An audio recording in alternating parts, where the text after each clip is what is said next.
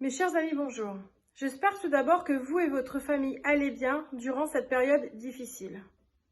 Alors que la crise du Covid ne cesse de progresser à travers le monde, mettant en difficulté nos systèmes de santé, mais aussi une grande partie de l'économie française, les institutions européennes continuent leur marche en avant dans une vision toujours plus libérale et hors sol.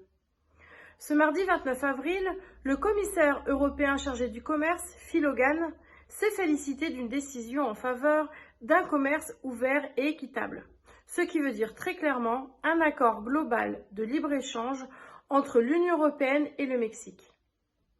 Cet énième accord traité de libre-échange ouvrira donc le marché de l'Union européenne à environ 20 000 tonnes de viande bovine mexicaine chaque année, selon la Fédération nationale bovine. Mais alors que nos propres agriculteurs subissent la crise du Covid de plein fouet, les européistes, quant à eux, s'enthousiasment de ce futur coup de massue pour la profession. Enfin, la Commission ne parle jamais de relocaliser certaines productions en Europe, mais plutôt de, je cite, diversifier les chaînes de valeur. De plus, d'après eux, ce traité aurait vocation à promouvoir le développement durable. Mais comment osent-ils défendre le développement durable alors que les flux vont considérablement augmenter?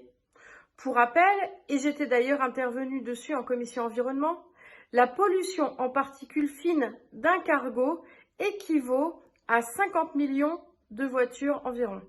C'est donc une totale aberration.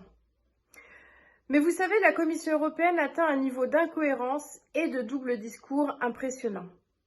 D'un côté, ils nous disent que le monde d'avant est dépassé, mais en même temps, ils continuent vers toujours plus de mondialisation et donc, par conséquence, une dégradation de l'environnement et des écosystèmes. La conclusion de cet accord est donc le signal clair d'une commission qui ne s'arrête plus. Pour ces européistes, il faut toujours aller plus loin, aller plus vite, en multipliant tous ces accords. Stoppons définitivement ces traités de libre-échange néfastes pour l'environnement. Retrouvons un modèle agricole orienté vers le localisme qui défend donc nos écosystèmes, nos producteurs et nos agriculteurs. Je vous remercie.